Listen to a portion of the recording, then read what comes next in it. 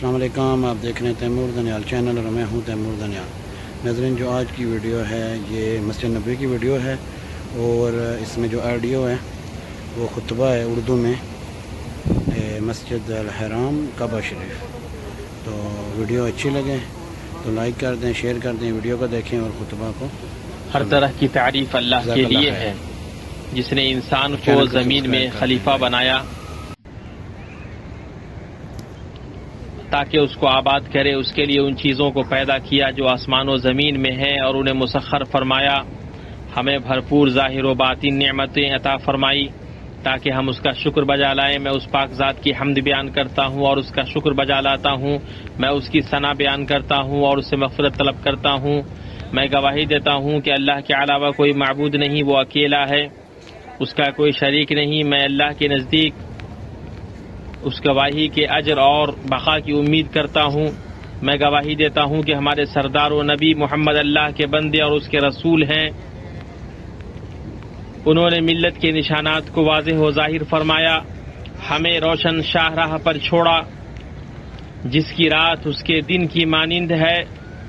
اللہ کا تعالیٰ کا درود و سلام اور برکتیں نازل ہوں ان پر، ان کی آل و اولاد اور ان کے صحابہ کرام پر جو اس امت کے سب سے افضل، ان میں سب سے معزز اور سب سے نیک ہیں، اور تابعین پر اور ان پر جو قیامت کے دن تک حق کے ساتھ ان کی اتباع کریں، اور بہت زیادہ سلامتی نازل ہو۔ اما بعد، مومنوں، میں آپ سب کو اور اپنے نفس کو اللہ تعالیٰ کے تقوی کی وصیت کرتا ہوں۔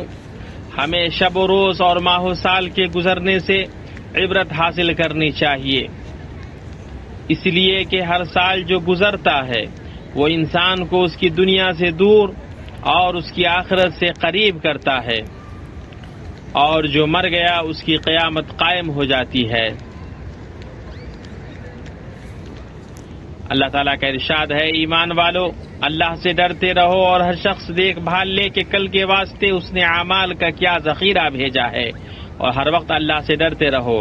اللہ تعالیٰ تمہارے سب اعمال سے باخبر ہے، اور تم ان لوگوں کی طرح مت ہو جانا جنہوں نے اللہ کے احکام کو بھلا دیا تو اللہ نے بھی انہیں اپنی جانوں سے غافل کر دیا، اور ایسے ہی لوگ نافرمان فاسق ہوتے ہیں۔ اہل نار اور اہل جنت باہم برابر نہیں، جو اہل جنت ہیں وہی کامیاب ہیں۔ مسلمانوں، اللہ تعالیٰ نے اپنے بندوں کو دین حنیف پر پیدا فرمایا۔ ارشاد ربانی ہے، اللہ تعالیٰ کی وہ فطرت جس پر اس نے لوگوں کو پیدا کیا، اللہ تعالیٰ کے بنائے کو بدلتا نہیں، یہی سیدھا دین ہے، لیکن اکثر لوگ نہیں سمجھتے۔ پھر شیطان نے انہیں گمراہ کیا تو اللہ پاک نے اپنے رسولوں کو خوشخبری دینے والا اور ڈرانے والا، اللہ کے ایام اور اس کے عہد و میثاق کی یاد دلانے والا بنا کر بھیجا۔ اور اللہ تعالیٰ کے ایام وہ دن ہیں جن میں اس نے بعض قوموں پر انعام فرمایا اور بعض دوسری قوموں سے انتقام لیا، تاکہ بندے اس کی نعمتوں پر شکر بجا لائے اور اس کے عقاب سے ڈریں۔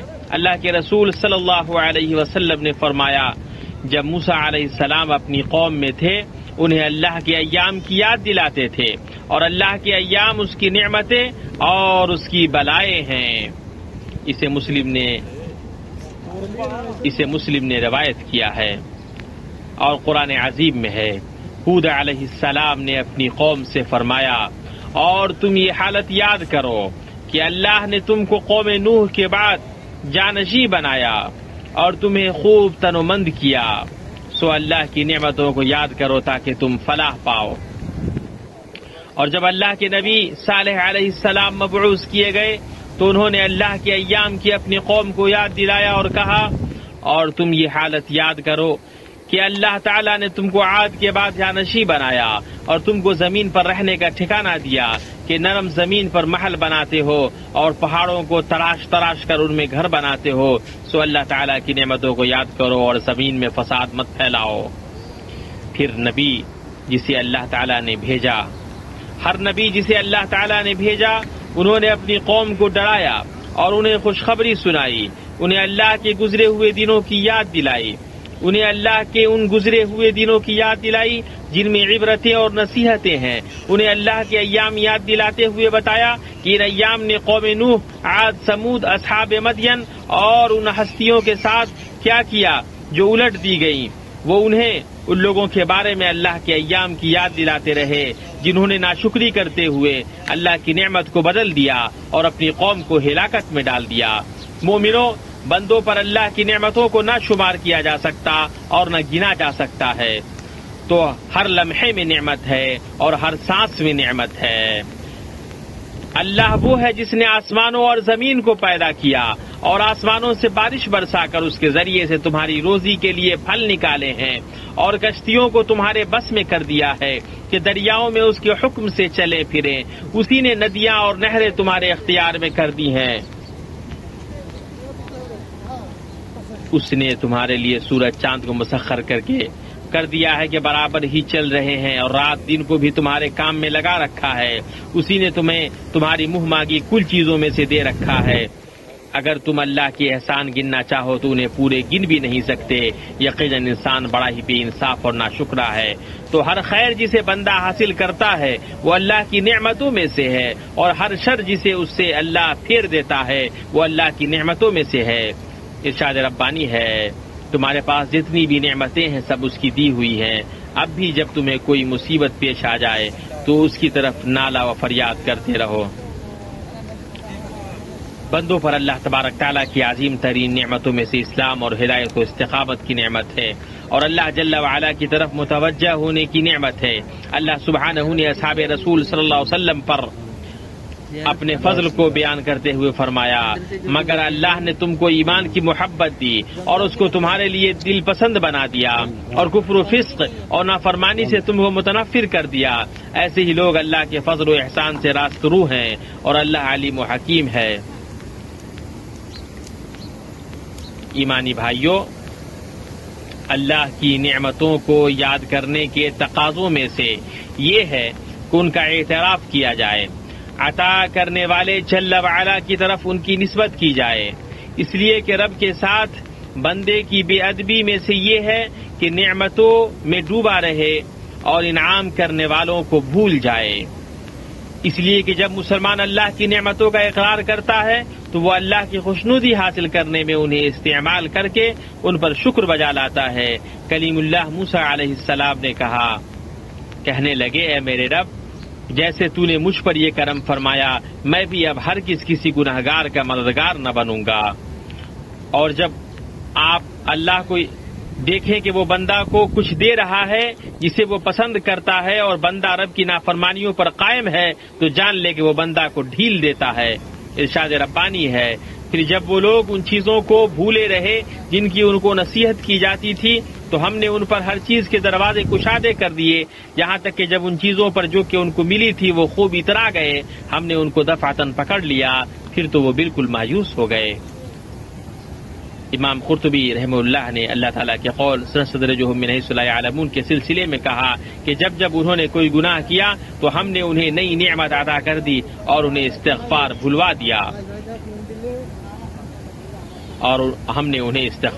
دیا۔ مومنوں کی جماعت، ہمیں جاننا چاہیے کہ بندہ اللہ کا شکر ادا کرنے والا نہیں ہوتا ہے مگر اس وقت جب کہ نعمت کے شکر کا اثر محبت و گواہی کے ساتھ اس کے دل پر، ثنا و اعتراف کے ساتھ اس کی زبان پر، اور طاعت و فرما برداری کے ساتھ اس کے اعضاء و جوارح پر ظاہر ہو، اس لیے کہ نعمت کا شکر دل، زبان اور اعضاء و جوارح سب سے ہوتا ہے۔ سب سے عظیم شکر بندگی کی طرف جلدی کرنا ہے، جیسا کہ اللہ سبحانہ کا ارشاد گرامی ہے، بلکہ تو اللہ ہی کی عبادت کر اور شکر کرنے والوں میں سے ہو جا۔ اللہ کے بندو، شکر نعمتوں کی حفاظت کرتا ہے اور ان میں اضافہ کرتا ہے، تو جسے شکر کی توفیق ملی اسے زیادہ ملا، اور اللہ کا فرمان ہے، اور جب تمہارے پروردگار نے تمہیں آگاہ کر دیا کہ اگر تم شکر گزاری کرو تو تمہیں بے شک میں تمہیں زیادہ دوں گا، اگر تم ناشکری کرو گے تو یقیناً میرا عذاب سخت ہے۔ ابن قیم رحمہ اللہ نے کہا کہ نعمتیں تین ہیں، ایک موجود نعمت جسے بندہ جانتا ہے، ایک انتظار کی جانے والی نعمت جس کی بندہ امید رکھتا ہے، اور ایک نعمت وہ ہے جو اسے ملی ہوتی ہے اور اسے اس کا احساس نہیں ہوتا۔ تو جب اللہ تعالیٰ اپنے بندے پر اپنی نعمت کو پوری کرنا چاہتا ہے تو اسے موجودہ نعمت سے باخبر کرتا ہے اور اسے اپنے شکر کی توفیق دیتا ہے، جو اس نعمت کو قید رکھتا ہے اور بھاگنے نہیں دیتا۔ معصیت سے نعمت بھاگ جاتی ہے اور شکر سے قید ہو جاتی ہے اور اسے ایسے عمل کی توفیق دیتا ہے جس کے ذریعے وہ انتظار کی جانے والی نعمت کو حاصل کرتا ہے اور اسے ان نعمتوں سے باخبر کرتا ہے جو اس کے پاس ہوتی ہیں، اسے ان کا احساس نہیں ہوتا۔ آپ رحمہ اللہ کا کلام ختم ہوا۔ کوئی شخص نعمتوں کے شکر کا پورا حق ادا نہیں کر سکتا، خواہ وہ جتنی بھی کوشش کیوں نہ کر لے۔ اس کے لیے ایک اللہ کی خوشنودی کو پانے کی کوشش کرنا ہی کافی ہے، لیکن جب بندے کو کوئی نئی نعمت ملے وہ نئے سرے سے شکر ادا کرے، دعا کے دروازے کو لازم پکڑے تاکہ نعمتوں کے باب میں اپنے سرے سے شکر ادا کرے، دعا کے دروازے کو لازم پکڑے تاکہ نعمتوں کے باب میں اپنی کوتاہی کی بھرپائی کر سکے۔ اللہ کا فرمان ہے، یہاں تک کہ جب وہ پختگی اور 40 سال کی عمر کو پہنچا تو کہنے لگا ہے میرے پروردگار مجھے توفیق دے کہ میں تیری اس نعمت کا شکر بجا لاؤں جو تو نے مجھے اور میرے ماں باپ پر انعام کی ہے، اور یہ کہ میں ایسے نیک عمل کروں جن سے تو خوش ہو جائے اور تو میری اولاد بھی صالح بنا۔ میں تیری طرف رجوع کرتا ہوں اور میں مسلمانوں میں سے ہوں۔ اور اللہ کے نبی سلیمان علیہ السلام نے کہا، ارشاد ربانی ہے کہ وہ دعا کرنے لگے کہ پروردگار تو مجھے توفیق دے کہ میں تیری ان نعمتوں کا شکر بجا لاؤں جو تو نے مجھے انعام کی ہے اور میرے ماں باپ پر اور میری اولاد بھی صالح بنا۔ میں تیری طرف رجوع کرتا ہوں اور میں مسلمانوں میں سے ہوں۔ انبیاء نے اپنی قوموں کو شکر بجا لانے کا حکم دیا۔ ابراہیم علیہ السلام نے اپنی قوم سے کہا پس تمہیں چاہیے کہ تم اللہ تعالیٰ ہی سے روزیاں طلب کرو اور اس کی عبادت کرو اور اس کے شکر گزاری کرو اور اس کی طرف تم لوٹائے جاؤ گے۔ اور شکر صحابہ کرام کے لیے نبی صلی اللہ علیہ وسلم کی وصیت ہے۔ سنن نبی داؤد میں ہے، معاذ بن جبل رضی اللہ عنہ کی روایت ہے کہ اللہ کے رسول نے ان کا ہاتھ پکڑا اور کہا ہے معاذ اللہ کی قسم میں تم سے محبت کرتا ہوں۔ 2 بار کہا میں تمہیں وصیت کرتا ہوں کہ تم ہر نماز کے بعد یہ کہنا نہ چھوڑو اللہم انی علی ذکرک و شکرک و حسن عبادتک۔ اللہ کا فرمان ہے اعوذ باللہ من الشیطان الرجیم، یاد رکھو جب کہ ہم نے موسیٰ کو اپنی نشانیاں دے کر بھیجا کہ تو اپنی قوم کو اندھیروں سے روشنی میں نکال اور انہیں اللہ کے احسانات یاد دلا۔ اس میں نشانیاں ہیں ہر ایک صبر شکر کرنے والوں کے لیے۔ اللہ تعالی ہمیں قرآن اور سنت میں برکت عطا فرمائے، مجھے اور آپ کو سب کو ان دونوں میں موجود آیتوں اور حکمت سے فائدہ پہنچائے۔ میں وہ کہہ رہا ہوں جو آپ سن رہے ہیں، میں اللہ تعالیٰ سے اپنے لیے اور آپ سب کے لیے ہر طرح کے گناہ و غلطی کی مغفرت طلب کرتا ہوں۔ اسی سے مغفرت طلب کرو، یقیناً وہ بہت زیادہ معاف کرنے والا اور بہت زیادہ رحم کرنے والا ہے۔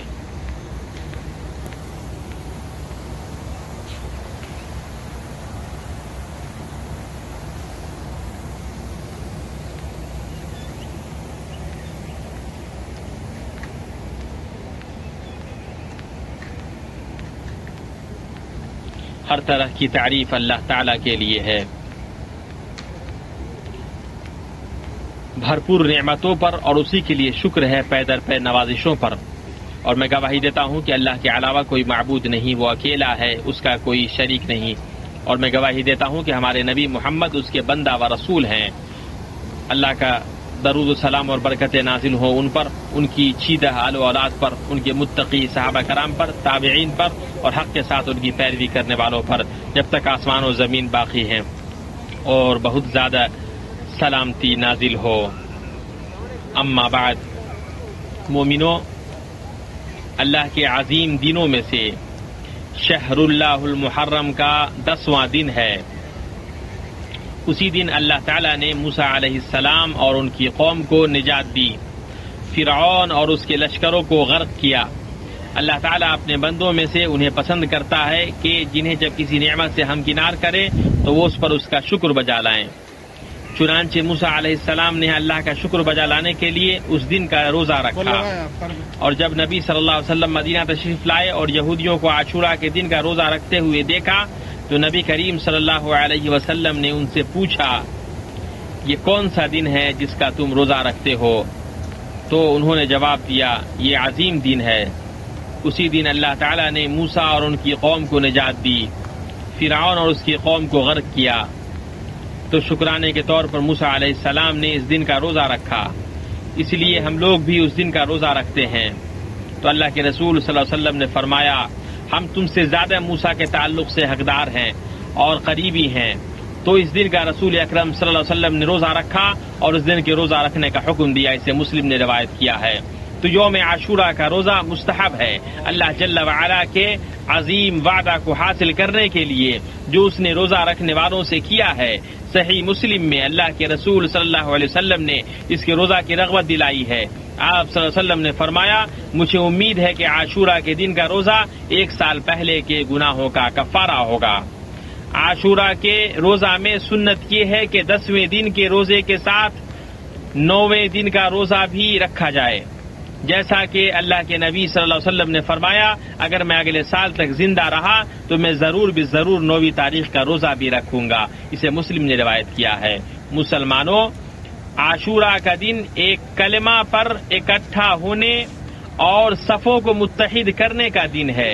اہل ایمان کی محبت و مودت کا دن ہے، گرچہ ان کی نسلیں اور ان کی زبانیں مختلف ہوں، حتیٰ کہ اگر ان کے زمان و مکان مختلف ہوں، اس لیے کہ عاشورہ کے روزہ سے مسلمان اس عظیم تاریخی واقعہ کو یاد کرتا ہے جس دن اللہ تعالی نے موسیٰ علیہ السلام اور ان کے پیروکاروں کے لیے دریا کو پھاڑ دیا، اور انبیاء ایک دوسرے سے قریب ہیں، تو ان کا رب ایک ہے، ان کے دین کی اصل ایک ہے، وہ سب ایک معبود کی عبادت کی طرف بلاتے ہیں۔ صحیح بخاری میں ہے کہ اللہ کے رسول صلی اللہ علیہ وسلم نے فرمایا، میں دنیا و آخرت میں اور لوگوں کی بنسبت عیسیٰ علیہ السلام سے زیادہ قریب ہوں۔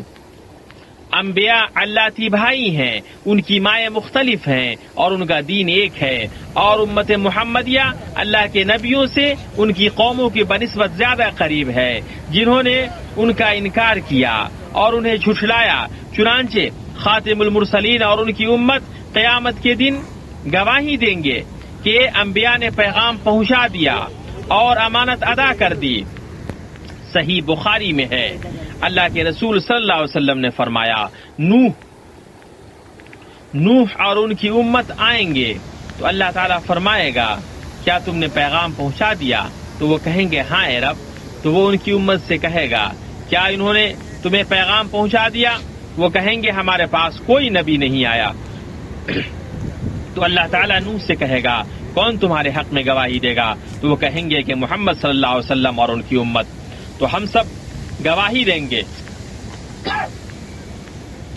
انہوں نے پیغام پہنچا دیا، کہ انہوں نے پیغام پہنچا دیا، اور یہی اللہ جل ذکرہ کے قول میں ہے، ہم نے اسی طرح تمہیں عادل امت بنایا ہے تاکہ تم لوگوں پر گواہ ہو جاؤ۔ اور وسط کا معنی اس آیت میں عادل ہے۔ عاشورہ کا دن رحمت و مغفرت کا دن اور اللہ جل جلالہ کی نوازش کے اظہار کا دن ہے، تو وہ تھوڑے عمل پر عظیم نوازش فرماتا ہے۔ 1 سال کے گناہ کی معافی 1 دن کے روزے سے ہوتی ہے۔ یوم عاشورہ کا دن طاعت پر تربیت کا دن ہے، نفس کو عبادت کا عادی بنانے کا دن ہے۔ صحابہ کرام رضی اللہ عنہم اس دن روزہ رکھتے تھے اور اپنے بچوں کو اس کے روزہ رکھنے کا عادی بناتے تھے۔ صحیحین میں ربع رضی اللہ عنہ کی روایت ہے، وہ کہتی ہیں، اللہ کے رسول صلی اللہ علیہ وسلم نے عاشورہ کی صبح مدینہ کے آس پاس انصار کی بستیوں میں یہ کہلوانے کے لیے قاصد بھیجا، جس نے روزہ رکھتے ہوئے صبح کی ہے وہ اپنے روزہ کو پورا کرے، اور جس نے افطار کی حالت میں صبح کی ہے وہ اپنے بقیہ دن کا روزہ پورا کرے۔ تو ہم اس کے بعد اس دن کا روزہ رکھتے تھے، اور اللہ چاہتا تو ہم اپنے چھوٹے بچوں سے بھی روزہ رکھواتے تھے۔ ہم انہیں مسجد لے جاتے اور ان کے لیے روٹی کا کھلونا بنا کر رکھتے۔ جب ان میں سے کوئی کھانے کے لیے روتا تو ہم اسے وہی کھلونا دے کر افطار کے وقت تک بہلاتے رہتے۔ اور صحیح مسلم میں ہے، آپ رضی اللہ عنہ کہتی ہیں، ہم بچوں کے لیے روٹی کا کھلونا بناتے تھے، ہم انہیں اپنے ساتھ لے کر جاتے تھے، جب وہ کھانا مانگتے تو ہم انہیں کھلونا دے دیتے تھے جو انہیں مگن رکھتا تھا، یہاں تک کہ وہ اپنے روزے پورے کر لیتے تھے۔ نووی رحمہ اللہ کہتے ہیں، اس حدیث میں بچوں کو طاعتوں پر مشق کرانا اور عبادتوں کا عادی بنانا ہے۔ درود بھیجو رسول خدا پر، جیسا کہ اس سلسلے میں اللہ تعالیٰ نے تمہیں اپنی کتاب میں حکم دیا ہے۔ ارشاد ربانی ہے، اللہ تعالیٰ اور اس کے فرشتے اس نبی پر رحمت بھیجتے ہیں۔ اے ایمان والو، تم بھی ان پر درود بھیجو اور خوب سلام بھیجتے رہا کرو۔ اے اللہ درود و سلام نازل ہو محمد اور ان کی بیوی اور ان کی ذریت پر، جیسا کہ تو نے درود نازل فرمایا ابراہیم پر، اور برکت نازل فرما محمد اور ان کی بیوی اور ان کی ذریت پر، جیسا کہ تو نے برکت نازل فرمائی ابراہیم پر۔ یقیناً تو نہایت قابل تعریف اور عظمت والا ہے۔ اے اللہ تو خلفائے راشدین ابو بکر، عمر، عثمان اور علی اور تمام صحابہ کرام اور تابعین سے راضی ہو جا، اور ان کے ساتھ ہم سے بھی راضی ہو جا قیامت کے دن تک حق کے ساتھ اپنے کرم اور سخاوت سے اے ارحم الراحمین۔ اے اللہ اسلام اور مسلمانوں کو غلبہ عطا فرما، اے اللہ اسلام اور مسلمانوں کو غلبہ عطا فرما۔